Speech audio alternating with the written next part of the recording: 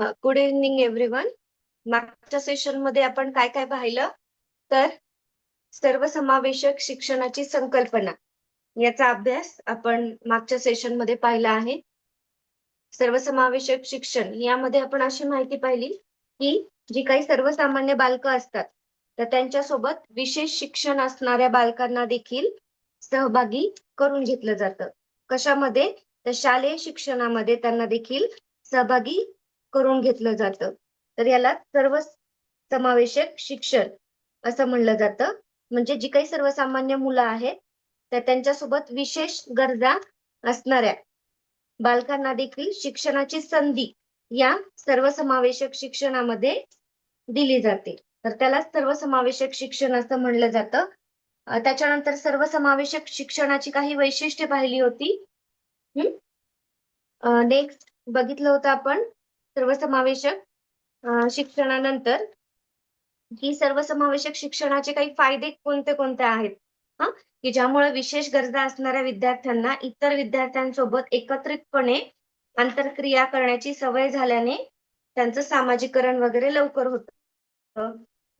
तर सर्वसमावेशक शिक्षणाचे देखील फायदे आपण पाहिले.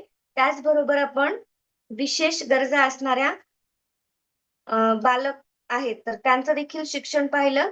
म्हणजेच विशेष गरजा असणारी बालकं म्हणजेच कोणती?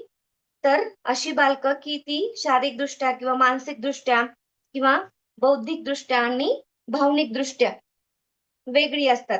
सर्वसामान्य बालकांपेक्षा ही जी काही बालकं आहेत विशेष शिक्षण असणारी, तर ही बालकं शारीरिक, मानसिक, बौद्धिक, भावनिक दृष्ट्या कशी असतात? वेगळी असतात आणि यांना विशिष्ट सेवांची गरज असते.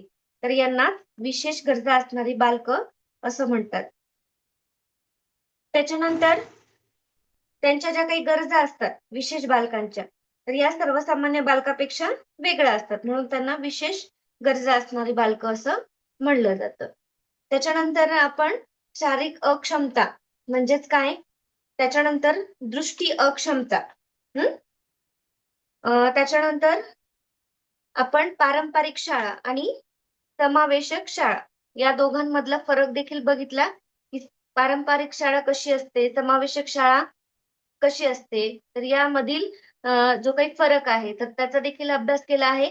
म्हणजे जी काही पारंपरिक शाळा असते तर त्याच्यामध्ये फक्त सामान्य मुलांनाच प्रवेश मिळालेला असतो आणि समावेशक शाळा असते तर त्यांना सर्वसामान्य बरोबर अपंग किंवा विशेष गरजा असणाऱ्या बालकांना यामध्ये प्रवेश दिला जातो.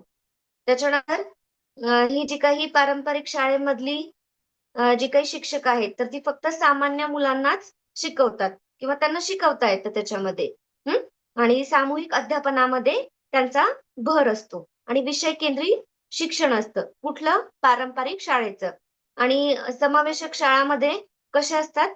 तर सामान्य मुलांबरोबर विशेष बालकांनाही तिथे शिकवलं जातं. योग्य अशा पद्धतीने किंवा तंत्राने काय केलं जातं? त्यांना शिक्षण दिलं जातं. त्याच्यानंतर जे काही शिक्षण आहे तर ते कसं आहे? तर बाल केंद्रित शिक्षण पद्धती आहे. इथं जसं आहे विषय केंद्रित तर समावेशक शाळामध्ये बाल केंद्रित शिक्षण पद्धती आहे. गरजानुरूप वैयक्तिक असं अध्यापन केलं जातं. प्रत्येकाकडे वैयक्तिक लक्ष हे दिलं जातं समावेशक शाळामध्ये. तर हा आपण पारंपरिक शाळा आणि समावेशक शाळा यामधला फरक बघितला. त्याच्यानंतर आपण मतिमंद बालके यांचा देखील अभ्यास केला आहे की मतिमंद बालके म्हणजेच काय? की ज्यांचा बुद्धी गुणांक 70 पेक्षा कमी असतो. तर त्यांना मतिमंद बालक असं म्हणलं जातं. त्याचबरोबर त्यांची जी काही शारीरिक वाढ झालेली असते परंतु मेंदूची वाढ झालेली नसते तर अशांना देखील मतिमंद बालक म्हणलं जातं. त्याचबरोबर ज्या बालकाचा मानसिक विकास खंडित झालेला आहे तर त्यांना देखील आपण मतिमंद बालक म्हणतो. म्हणजेच लक्षात आलं मतिमंद बालक म्हणजेच काय? की ज्या बालकांची बुद्धिमत्ता 70 किंवा त्यापेक्षा कमी आहे तर अशा बालकांना मतिमंद बालक असं म्हणलं जातं. मग त्याच्यामध्ये देखील आपण बुद्धांक आणि मतिमंद प्रकार आणि वर्गीकरण याचा देखील मागच्या सेशन मध्ये अभ्यास केला आहे. त्याच्यानंतर मतिमंद बालक ओळखण्याची काही साधनं आहेत. तर त्या साधनाद्वारे आपण ते बालक मतिमंद आहे की नाही हे ओळखू शकतो. तर त्यामध्ये आहे शिक्षकांची आणि पालकांची चर्चा म्हणा किंवा आणि बुद्धिमापन चाचण्या, शिक्षक निर्मित चाचण्या, त्याच्यानंतर बालकाशी संवाद, पडताळ सूची, निरीक्षण याद्वारे आपण काय करतो, तो बालक मतिमंद आहे की नाही हा आपण ओळखतो. हं. त्याच्यानंतर मतिमंद बालकाची काही लक्षणं देखील पाहिली. त्यानुसार देखील आपल्याला लक्षात येतं, की हा मतिमंद बालक आहे. तर ही जी काही बालकं असतात मतिमंद, तर ती स्वतःमध्येच मग्न असलेली असतात, एककेंद्रीय असतात. एखादी गोष्ट त्यांना वारंवार सांगावी लागते. एकाग्रता नसते. हं. वाचन, लेखन, अंकगणितामध्ये प्रगती नसते वगैरे हे देखील आपण त्याची लक्षणे बघितली. त्याचबरोबर आपण मतिमंद शिक्षणात शिक्षकाची भूमिका काय असते किंवा कशा पद्धतीने शिक्षकांनी शिकवलं पाहिजे, याचा देखील अभ्यास केला होता. म्हणजेच काय केलं पाहिजे शिक्षकांनी सोपे प्रश्न विचारले पाहिजे. हं. ज्यामुळे त्यांचा आत्मविश्वास वाढेल. एखादी संकल्पना रिपीट किंवा पुन्हा-पुन्हा समजावून सांगितल्या पाहिजेत. जेणेकरून त्यांच्या ते लक्षात राहतील. त्याच्यानंतर सोप्या करून कठीणाकडे या सूत्राचा शिक्षकांनी वापर केला पाहिजे. हं. त्यानंतर दृकश्राव्य साधनांचा वापर करून अध्यापन मनोरंजक केलं पाहिजे. दैनंदिन गरजावर आधारित त्यांनी शिक्षण दिलं गेलं पाहिजे. शिक्षकाने सहानुभूतीपूर्वक विद्यार्थ्यांना शिकवलं पाहिजे. हं. तर अशा पद्धतीने शिक्षकाची भूमिका देखील यामध्ये महत्त्वाची. हे आपण मागच्या सेशनमध्ये पाहिलं होतं. आज जे बघायचं आहे, इथपर्यंत सगळ्यांना मला वाटतं, की लक्षात आलं असेल. आज जे काही पाहायचंय आपल्याला, तर ते आहे, की अस्थिव्यंग बालक. आता अस्थिव्यंग बालक म्हणजेच काय? तर शारीरिक दिव्यांगामुळे बालकांना शिक्षण घेण्यासाठी विशेष सुविधांची आवश्यकता असते. हं.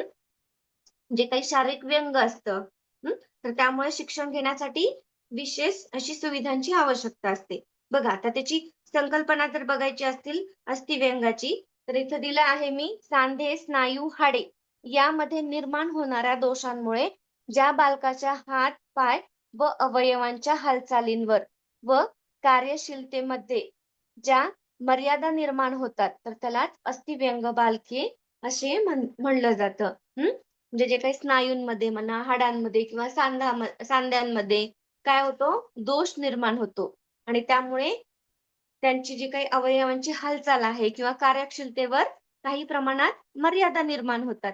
तर त्यालाच आपण अस्थिव्यंग बालके असं म्हणलं जातं. आता ही अस्थिव्यंग बालकांची काही कारणं आहेत. तर ती कोणकोणती कारणं आहेत? तर त्याद्वारे मग त्यांना अस्थिव्यंग येऊ शकतो. तर ती आहे पोलिओ आहे. पोलिओ झाल्यानंतर देखील हा अ, अ, अडचण किंवा प्रॉब्लेम निर्माण होतो. त्याच्यानंतर एखादा अपघात झाला आहे. अपघातामध्ये हात-पाय गमावलाय त्यामुळे सुद्धा अ, हा दोष निर्माण होतो. त्याच्यानंतर जीवनसत्वाची कमतरता असेल, हं, तर त्यामुळे एखादं जन्मजात व्यंग असतं, तर त्यामुळे देखील ही देखील आपल्याला सांगता येतात कारणं. त्याच्यानंतर अनुवंशिक प्रभाव, हं, हे अनुवंशिक देखील कारणे असतात. दिसतंय खालचं? हं, अनुवंशिक कारणे किंवा अनुवंशिक प्रभाव देखील आपण इथं सांगूया. तर अशामुळे काय होतं, की अस्थिव्यंग निर्माण होऊ शकतं. तर आता यानंतर अस्थिव्यंग जी झालेली बालकं आहेत, तर त्यांना भेडसावणाऱ्या कोणत्या अडचणी आहेत, तर त्याविषयी आपण बघूयात आता. हे अतिशय सोपं आहे, असं काही अवघड नाहीये यामध्ये. अस्थिव्यंग म्हणजेच काय? ज्याचा हात, पाय वगैरे हं, की प्रॉब्लेम झाला आहे, त्याचा जे मोडला आहे, तुटला आहे किंवा त्या संदर्भात अवयवांमध्ये काही कमतरता आहे. तर अशा बालकांना अस्थिव्यंग बालक असं म्हणलं जातं हां. एवढं जरी लक्षात ठेवलं तरी चालतं. त्याच्यानंतर कारणं पण लक्षात आली तुम्हाला आणि या मुलांना जी काही अस्थिव्यंग बालकं आहेत, तर यांना काय अडचणी येतात, हं? तर त्या आपण बघूयात आता. अस्थिव्यंग अस्थिव्यंग बालकांना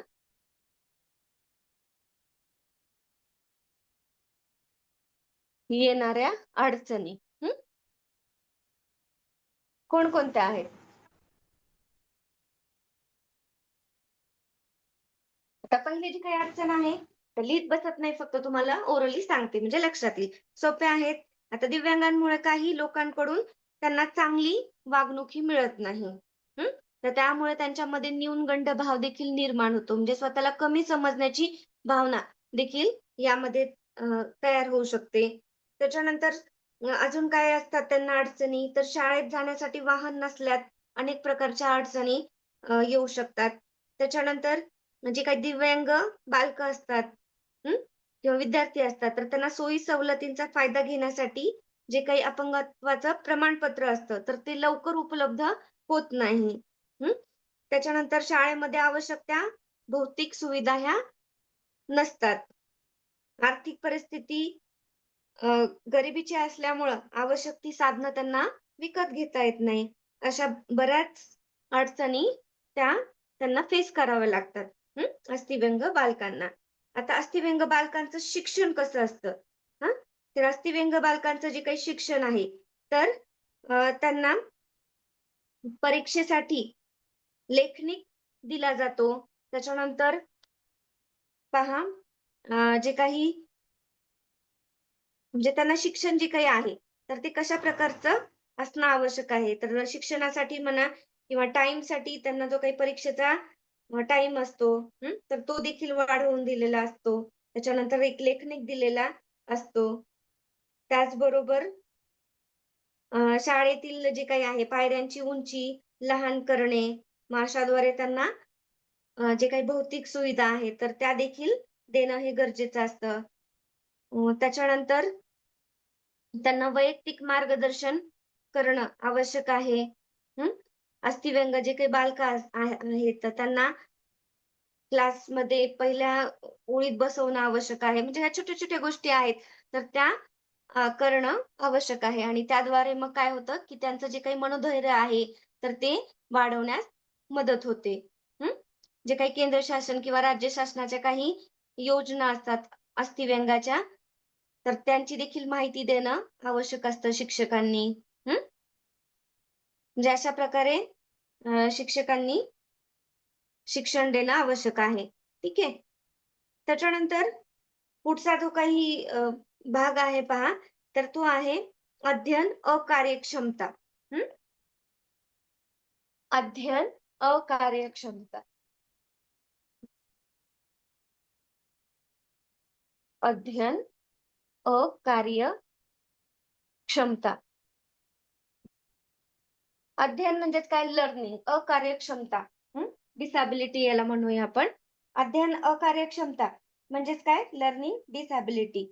हे काय आहे, की अध्ययनाच्या बाबतीमध्ये म्हणजे याच्यामध्ये काय होतं, तर योग्य अशी शारीरिक वाढ वगैरे सगळी झालेली असते आणि असं लक्षात येत नाही, की पटकन, की या विद्यार्थ्याला की अध्ययनामध्ये तो कार्यक्षम नाहीये. असं पटकन पण सहजासहजी आपल्याला लक्षात येत नाही.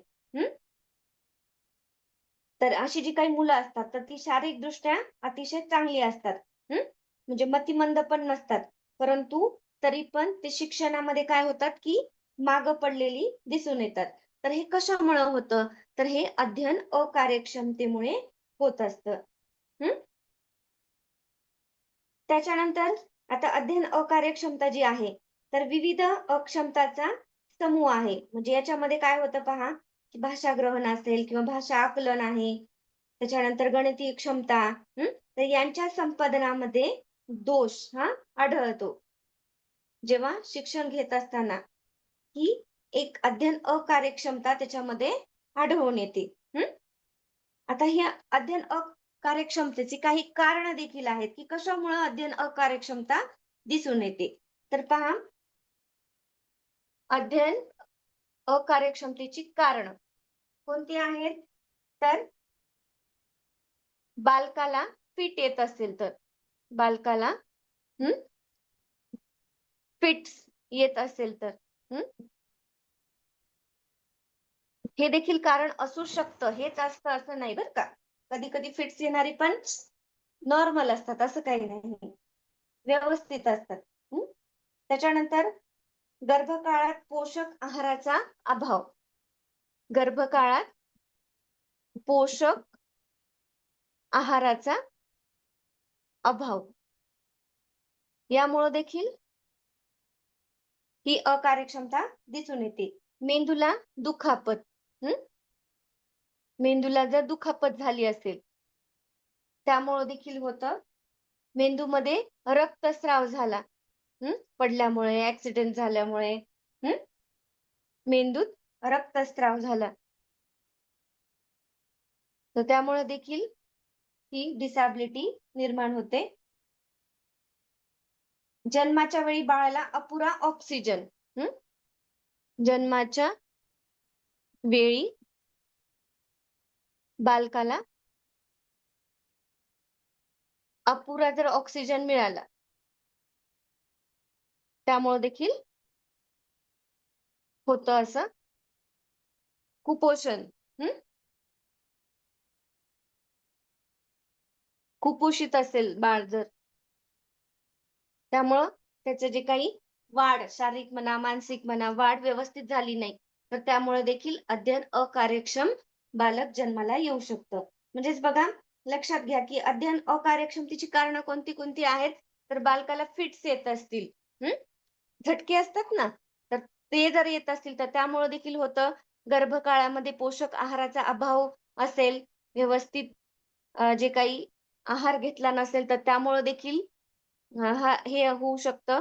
त्याच्यानंतर मेंदूला दुखापत झाली, त्याच्यानंतर मेंदूमध्ये रक्तस्राव झाला, जन्माच्या वेळी बालकाला ऑक्सिजनचा अपुरा जर पुरवठा मिळाला आणि कुपोषित, तर या सर्व कारणांमुळे बालकांमध्ये अध्ययन अकार्यक्षमता ही दिसून येते. ही कारणं याला जबाबदार असतात. आता त्याच्यानंतर बघूया आपण की अध्ययन अकार्यक्षमतेचे प्रकार आहेत. तर ते कोणते कोणते प्रकार आहेत तर ते बघूयात आपण.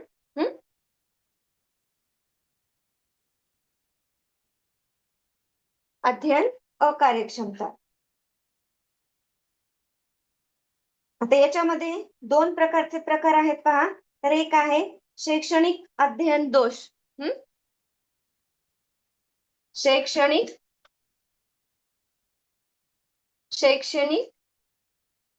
अध्ययन दोष आणि पुढचा आहे अशैक्षणिक अध्ययन दोष. अशैक्षणिक अध्ययन दोष असे एकूण दोन प्रकार पडतात मुख्य. आता शैक्षणिक अध्ययन दोष मध्ये कोणते कोणते आहेत तर याच्यामध्ये आहे वाचनात दोष. वाचनामध्ये जो काही दोष असतो तर तो म्हणा. त्याच्यानंतर लेखनात दोष, लेखनात दोष आणि तिसरा आहे गणितात दोष. जी काही आकडेमोडी असते की नाही त्यामध्ये गणितात दोष. तर असे दोष आहेत तर ते शैक्षणिक अध्ययन दोष मध्ये येतं. त्याच्यानंतर पुढचा आहे अशैक्षणिक अध्ययन दोष. आता अशैक्षणिक अध्ययन दोष यामध्ये काय आहे तर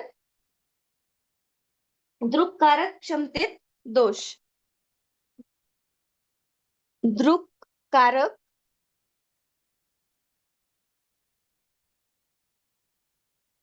क्षमतेत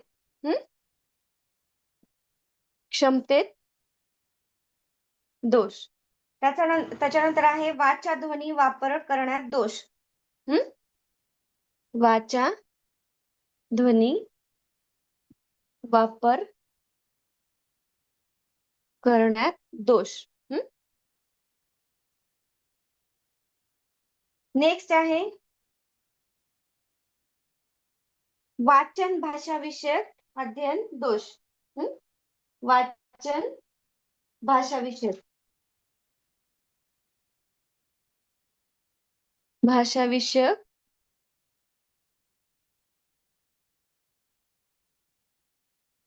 अध्ययन दोष. आणि त्याच्यानंतर आहे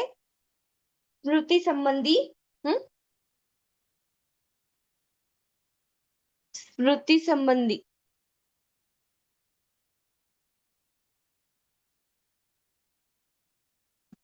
दोष. तर हे काय आहे पहा, तर हे शैक्षणिक अध्ययन दोष आहे आणि अशैक्षणिक अध्ययन दोष आहेत हे दोन. तर शैक्षणिक मध्ये काय आहे, तर वाचन दोष, त्याच्यानंतर लेखनात दोष आणि गणितात दोष. तर ह्याचं बघूया आपण काय आहे ते पहिल्यांदा शैक्षणिक अध्ययन दोषामध्ये. तर वाचनामध्ये दोष, तर यालाच काय म्हणलं जातं पहा, तर वाचताना शब्द गाळले जातात. जेव्हा जर मुलांना यामध्ये अध्ययन अकार्यक्षम असेल, तर वाचनामध्ये दोष आढळून येतात. म्हणजेच कोणते दोष आढळून येतात पहा, तर वाचताना शब्द गाळले जातात. पूर्ण शब्द नीट व्यवस्थित त्यांना वाचता येत नाही, तर मधले शब्द ते गाळतात. त्याच्यानंतर बघून व्यवस्थित देखील वाचता येत नाही. तर काही जे काही शब्द असतात, तर त्यांच्यामध्ये नसलेले जे शब्द असतात, तर त्यांची देखील यामध्ये भर घातली जाते. हे कशाविषयी सांगतो आपण? वाचन दोष मध्ये सांगतोय. याला डिस्लेक्सिया असं म्हणलं जातं. काय म्हणलं जातं? तर डिस्लेक्सिया, वाचन दोष. तर यामध्ये शब्द गाळले जातात किंवा नसलेल्या शब्दांची भर घातली जाते. व्यवस्थित वाचता येत नाही. वाचलेले देखील समजत नाही. त्याच्यानंतर वाचन देखील अतिशय हळूहळू करतात. म्हणजे हे काय आहेत? त्यांच्यामध्ये असलेले दोष आहेत. वाचनामध्ये दोष असलेले दिसून येतात. त्याच्यानंतर आहे लेखनातील दोष. तर यालाच लेखनातील दोषला डिस्ग्राफिया म्हणलं जातं. लेखनामध्ये जे काही दोष आहे त्याला डिस्ग्राफिया. आता यामध्ये काय आहे, तर एका ओळीमध्ये जसं का आपण लिहित असतो, तर ते एका ओळीत किंवा सरळ ओळीमध्ये त्यांना लिहिता येत नाही. हस्ताक्षर आहे एकदम खराब असते. अक्षर कधी लहान तर कधी मोठी. तर अशा पद्धतीने ते लिहित असतात. त्याच्यानंतर जोडाक्षर पण त्यांना लिहिता येत नाही. हातामध्ये पेन्सिल म्हणा, पेन म्हणा, तो देखील नीट धरता येत नाही. तर हा जो काही दोष दिसून येतो लेखनामध्ये, तर त्याला डिस्ग्राफिया म्हणलं जातं. आले लक्षात? इथं लिहून देऊ वाटलं? वाचनातील दोष नंतर लिहून देते. ठीक आहे. वाचनातील दोष याच्यामध्ये डिस्लेक्सिया. वाचनातील दोष डिस्लेक्सिया म्हणजेच काय, यामध्ये व्यवस्थित वाचता येत नाही, शब्द गाळले जातात, नसलेले शब्द त्याच्यामध्ये ऍड करून बालक तो वाचत असतो. त्याच्यानंतर हळू वाचन करतात. वाचले समजत नाही, ही वाचन दोष मध्ये आहे. आणि लेखन दोष मध्ये काय आहे, तर पेन पेन्सिल हातात धरता येत नाही, एका सरळ ओळीमध्ये लिहिता येत नाही, हस्ताक्षर अतिशय खराब असतं, अक्षर देखील लहान मोठी असतात, आणि जोडाक्षर देखील त्यांना लिहिता येत नाही. हा जो दोष आढळून येतो, तर त्याला लेखनातील दोष किंवा डिस्ग्राफिया असं म्हणलं जातं. त्याच्यानंतर आहे पहा गणितीय दोष, तर डिस्कॅल्क्युलिया असं म्हणलं. डिस्कॅल्क्युलिया, कॅल्क्युलिया म्हणजे कॅल्क्युलेशन. ठीक आहे. डिस्कॅल्क्युलिया म्हणजेच गणितीय दोष. आता याच्यामध्ये काय आहे, समजा आता 21 लिहिले, तर 21 नाही, चुकीचं वाचतात, 12 वाचतात. इकडचा इकडं, इकडचा इकडं अंक. म्हणजे याच्यामध्ये आकडेमोड म्हणा किंवा वाचन म्हणा, तर ते चुकीचं करतात. त्याच्यानंतर आता गणितीय याच्यामध्ये आपण बघितले अधिक, वजा, भागाकार, गुणाकार, हो की नाही? तर या चिन्हामध्ये फरक त्यांना कळत नाही. जे काही गणितीय चिन्ह असतात, तर त्याच्यामधला फरक देखील कळत नाही मुलांना. कशामुळे कळत नाही? कारण त्यांच्यामध्ये हा अध्ययन अकार्यक्षमता हा दोष असतो, गणितामधील दोष असतो. त्याच्यानंतर संख्याक्रम लक्षात राहत नाही, हातच्याची संकल्पना देखील कळत नाही. अंकामधील जी काही स्थानिक किंमत आहे, एकक, दशक, शतक, आहे की नाही, तर हे देखील कळत नाही. तर या संदर्भात जो काही दोष असतो त्याला गणितीय दोष किंवा डिस्कॅल्क्युलिया असं म्हणलं जातं. लक्षात आलंय? 19, 91 असं म्हणलं जातं किंवा लिहिलं जातं.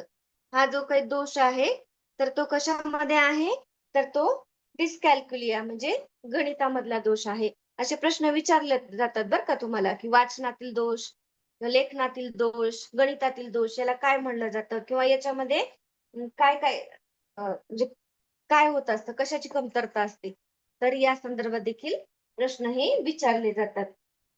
त्याच्यानंतर आहे अशैक्षणिक, हे लक्षात आले सगळ्यांना? 3. त्याच्यानंतर अशैक्षणिक अध्ययन दोष. आता दृक्कारक क्षमतेतील दोष कोणते आहेत पहा. तर दृक्कारक म्हणजे काय? जे दिसणारे.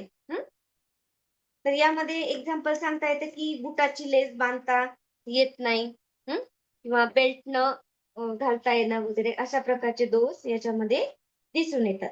त्याच्यानंतर वाचा ध्वनी वापर करण्यात दोष म्हणजेच काय? तर शब्दाला त्याच्या वाचा किंवा ध्वनीमध्ये विभाजन त्यांना करता येत नाही. अशा प्रकारे हा अशैक्षणिक दोष दिसून येतो. त्याच्यानंतर वाचन भाषा विषयक अध्ययन दोष मध्ये काय आहे?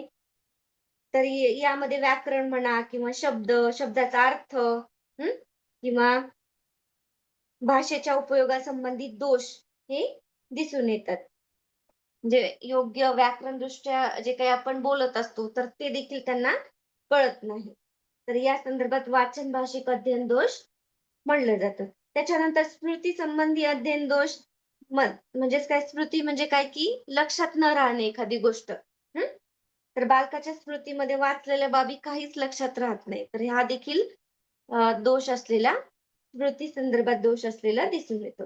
तर याच पद्धतीने आपण शैक्षणिक अध्ययन दोष आणि अशैक्षणिक अध्ययन दोष तर हे आपण बघितलंय. त्याच्यानंतर जी काही अध्ययन अकार्यक्षम मुलं असतात, तर त्यांचं शिक्षण कसं असतं, तर ते आपण बघूयात. किंवा त्यांना जे काही दिलं जाणारं शिक्षण आहे. तर आता अध्ययन अकार्यक्षम ही मुलं असतात, तर ती मतिमंद असतात का? नाही. तर त्यांचा शारीरिक म्हणा, मानसिक म्हणा पूर्ण विकास झालेला असतो. तर काही मुलांचा देखील बुद्ध्यांक ह्या सर्वसामान्य बालकांपेक्षा देखील अधिक असू शकतो. तुम्हाला याच्यामध्ये जर एक्झाम्पल द्यायचं असेल, तर तारे जमीन पर पिक्चर जर बघितला असेल तुम्ही, तर त्याच्यामध्ये थोडक्यात लर्निंग डिसॅबिलिटी असणारा तो मुलगा असतो. तर त्याद्वारे देखील ती ईशान मुलगा असतो ना त्या पिक्चरमध्ये, तारे जमीन पर, तर त्याला ती लर्निंग डिसॅबिलिटी असते पहा. यस बरोबर प्रॉपर काढता येत नाही, किंवा पी असतं तर असं काढतो तो, हो की नाही? म्हणजे ही देखील त्याच्यामध्ये असणारी काय आहे?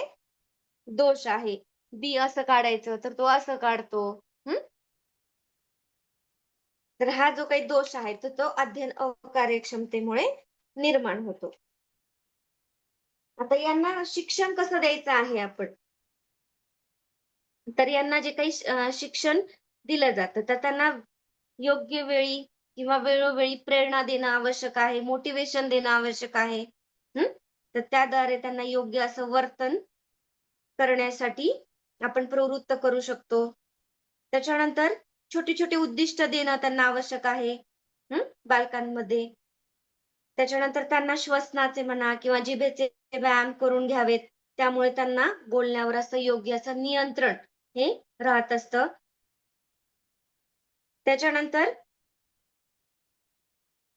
शब्द बोर्डवर लिहिणं किंवा बोलून दाखवणं किंवा त्यांच्याकडून गिरवून घेणं, लिहून घेणं, तर यांचा देखील उपयोग केला गेला पाहिजे. त्याच्यानंतर त्या बालकांना स्वयं अध्ययनासाठी प्रवृत्त केलं पाहिजे. आवडीचे जे काही छंद आहेत, तर ते देखील जोपासण्याची त्यांना संधी दिली गेली पाहिजे. त्याच्यानंतर प्राणायाम म्हणा, योगासन याद्वारे बालकांची एकाग्रता वाढवण्यासाठी शिक्षकांनी मदत केली पाहिजे. म्हणजे त्यांना प्रवृत्त केलं पाहिजे. व्यायाम केला पाहिजे किंवा योगा म्हणा, प्राणायाम, तर हे करण्यासाठी प्रेरणा देणं आवश्यक आहे. त्याच्यानंतर बालकांना जे काही सहकाऱ्यांसोबत सहअध्ययन करू दिलं गेलं पाहिजे. तर अशाद्वारे जर त्यांना शिक्षण जर दिलं, तर त्यांच्यामध्ये जी काही अकार्यक्षमता आहे, तर ती हळू-हळू कमी होऊ शकते. त्याच्यानंतर नेक्स्ट इथपर्यंत लक्षात आलंय सगळ्यांना? याच्यामध्ये काही अडचण असेल तर विचारू शकतात.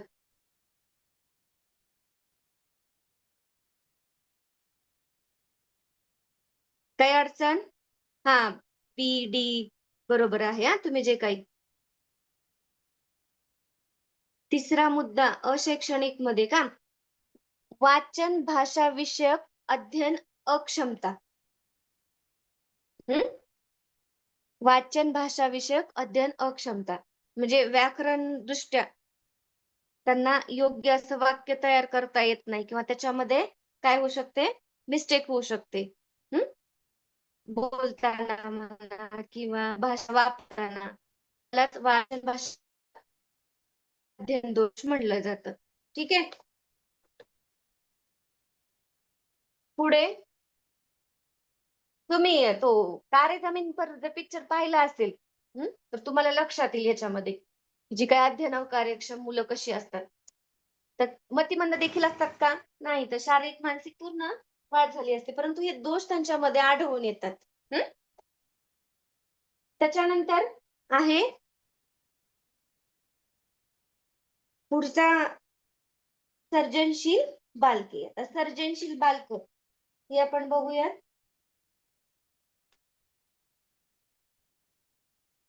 आणि प्रतिभाशाली बालके. बरं प्रतिभाशाली बालके आधी बघूया. छोटासा आहे. त्याच्यानंतर नेक्स्ट सेशन मध्ये आपण सर्जनशील बालकांचा बघूया कारण सर्जनशील बालके जरा बराच मोठा आहे ते आणि आपला टाइम पण झालेला आहे. ठीक आहे. ते सर्जनशील बालकाची डेफिनेशन म्हणा किंवा सर्जनशीलतेचे घटक त्याची लक्षणे त्याचा विकास कसा व्हावा तर यामध्ये बरंच सांगितलेलं आहे. मग त्याआधी आपण छोटस आहे प्रतिभाशाली बालक. प्रतिभाशाली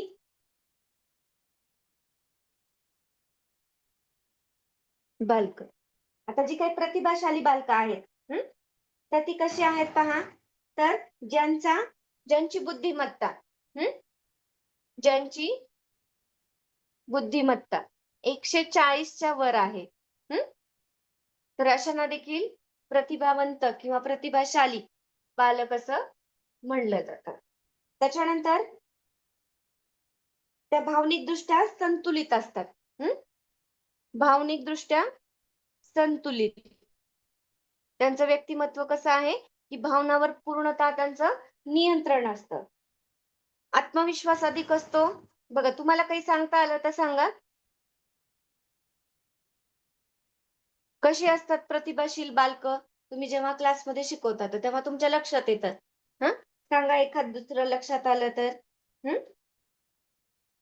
समूहाचे नेतृत्व करतात. नेतृत्व गुण देखील असतो त्यांच्यामध्ये. आशावादी असतात. खूप पॉझिटिव्ह विचार करतात जीवनामध्ये. चौकस वृत्ती असते. चौकस वृत्ती या बालकांची आढळून येते. त्याच्यानंतर विनोदी बुद्धी सुद्धा असते. विनोदी बुद्धी असलेली देखील आपल्याला दिसून येते. त्याच्यानंतर अमूर्त क्षमता कमी वयामध्ये येते त्यांना.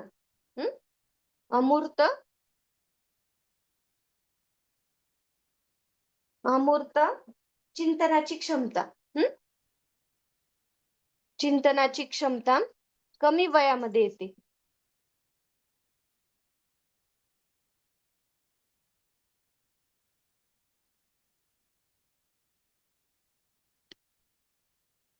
अमूर्त चिंतनाची क्षमता कमी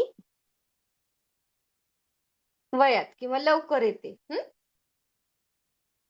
अशी जी काही मुलं आहेत तर ती कशी आहेत तर ती प्रतिभावंत किंवा प्रतिभाशाली बालक आहेत. निर्णय क्षमता देखील त्यांची उत्तम असते. तर अशाद्वारे आपण प्रतिभाशाली बालक ओळखू शकतो. त्याच्यानंतर आता जी काही प्रतिभाशाली बालक आहेत तुम्हाला आता सांगितलं की ज्यांची बुद्धिमत्ता 140च्या पुढे आहे 140 किंवा त्याच्यावरची जी काही बुद्धी गुणांक आहे तर अशा मुलांना प्रतिभाशाली बालक असं म्हणलं जातं. त्यांना कुशाग्र बुद्धिमत्तेचे बालक असं देखील म्हणलं जातं किंवा प्रज्ञावान. प्रतिभाशाली बालकांना काय काय म्हणलं जातं पहा कुशाग्र प्रज्ञावान बालक असं देखील म्हणलं जातं. त्यानंतर काही व्याख्या आहेत पहा प्रतिभाशाली बालकांच्या. तर त्या आपण बघूया. लिहून देत नाहीये, फक्त आपण ओरलीच पाहूया. टर्मन यांची व्याख्या आहे पहा. तर प्रतिभाशाली बालके ही शारीरिक ठेवण, सामाजिक समायोजन, व्यक्तिमत्व लक्षणे, शालेय संपादन व अभिरुची वैविध्यता यामध्ये सामान्य विद्यार्थ्याहून श्रेष्ठ असते. तर त्यांना आपण प्रतिभाशालक बालक म्हणतो. की सामान्य मुलांपेक्षा त्यांचं जे काही शारीरिक ठेवण म्हणा किंवा सामाजिक समायोजन किंवा जी काही व्यक्तिमत्वाची लक्षणे आहेत, तर इतर व्यक्तींपेक्षा किंवा सामान्य बालकांपेक्षा वेगळी असतात. म्हणून त्याला प्रतिभावंत बालक असं म्हणलं जातं. त्याच्यानंतर विट्टी यांनी सांगितलं आहे, सातत्याने नेत्रदीपक कामगिरी करणाऱ्या प्रतिभाशाली बालक असं म्हणलं जातं. हळू सांगायचं, फास्ट व्हायलंय का खूप?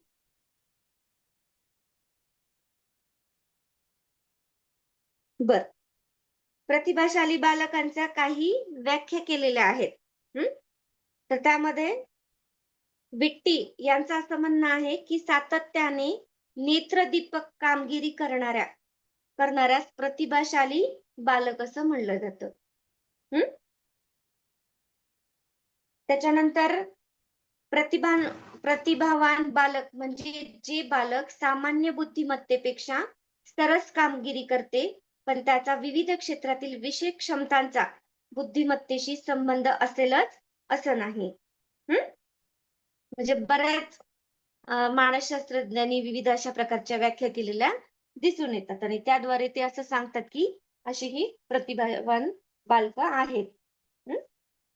त्याच्यानंतर आता नेक्स्ट आहे की प्रतिभावान जी बालकं आहेत, तर त्यांच्यासाठी जे जे काही शिक्षण आहे, महत्वाचा पॉइंट आहे, तर ते कसं असलं पाहिजे.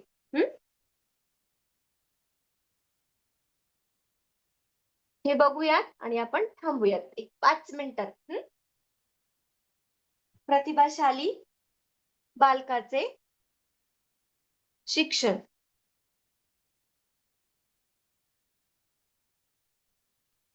आता प्रतिभाशाली बालक असतात, तर त्यांच्यासाठी शिक्षण विषयक उपाययोजना तर त्यांच्या विकासासाठी उपयुक्त ठरतात. आता त्या कोणत्या आहेत, तर त्या बघूया आपण. तर त्यांना इयत्ता गाळून बौद्धिक क्षमतेनुसार पुढील वर्गात प्रवेश द्यावा. त्याच्यानंतर स्वयं अध्ययनासाठी शाळेमध्ये सोयी उपलब्ध केल्या पाहिजेत. त्याच्यानंतर बुद्धिमंथन म्हणा किंवा प्रकल्प पद्धती, प्रायोगिक पद्धती यांचा अध्यापनामध्ये वापर केला गेला पाहिजे. त्याच्यानंतर वर्गामध्ये प्रत्येकाची मते मांडण्यास विद्यार्थ्यांना प्रोत्साहित केलं गेलं पाहिजे. म्हणजे त्यांचं काय मत आहे, एखादी चर्चेसाठी विषय देणं आवश्यक आहे आणि नंतर किंवा जे काही अध्यापन केलं जातं त्याच्यानंतर त्यांचं वैयक्तिक मत काय आहे, तर या म्हणजे जर संधी दिली तर त्यांचा विकास होईल. त्याच्यानंतर आता जे काही मुलं असतात, तर काही काही वेळेस ते प्रश्नांचं उत्तर देतात, तर त्यावेळेस काय केलं पाहिजे, त्यांचं कौतुक देखील करणं आवश्यक आहे. तर त्यामुळे देखील त्यांना प्रोत्साहन मिळतं आणि त्याचबरोबर जे काही इतर विद्यार्थी आहेत, तर त्यांना देखील प्रोत्साहन मिळू शकतं. त्याच्यानंतर ग्रंथालयाचा त्यांना जे काही पुस्तकं आहेत, तर ते वाचण्यासाठी देखील प्रवृत्त केलं पाहिजे शिक्षकांनी. स्पर्धा परीक्षा म्हणा किंवा शिष्यवृत्ती परीक्षा, गणित परीक्षा, तर यासाठी त्यांना प्रोत्साहन देणं गरजेचं आहे. शिक्षकांनी त्यांना सतत क्रियाशील ठेवणं हे देखील आवश्यक आहे. स्वतंत्रपणे अभ्यासाची संधी दिली गेली पाहिजे त्यांना. त्याच पद्धतीने पहा की नेतृत्व विकासासाठी त्यांना सहशालेय उपक्रमांचे आयोजन शिक्षकांनी केलं गेलं पाहिजे. म्हणजे असं जर केलं तर नक्की जी काही प्रतिभाशाली बालकं आहेत, तर त्यांना जे काही दिलं जाणारं शिक्षण आहे, तर त्यामुळं त्यांचं जे काही व्यक्तिमत्व म्हणा किंवा त्यांच्या जे काही क्षमता आहेत, तर त्यांचा विकास हा होऊ शकतो. तर अशा पद्धतीने आपण प्रतिभाशील बालकं हे देखील आपण पाहिलेले आहे. इथं आपण थांबूयात आता. नेक्स्ट सेशन मध्ये पुढे राहिलेलं म्हणजे सर्जनशीलता आणि अजून काय राहिले पहा. मला वाटतं प्रतिभाशील बालक हे तर झालंय हा आणि असामान्य बालक आणि सर्जनशील बालक याविषयी नंतर बघूया आणि नंतर याच्याविषयी क्वेश्चन पाहूया. त्याच्यानंतर मला वाटतं की फक्त एकच राहिलेला आहे भाग आपला. कुठला आहे तो? लक्षात येतोय तुम्हाला काय राहिलंय आपलं? एका सेशन मध्ये होऊन जाईल ते पण.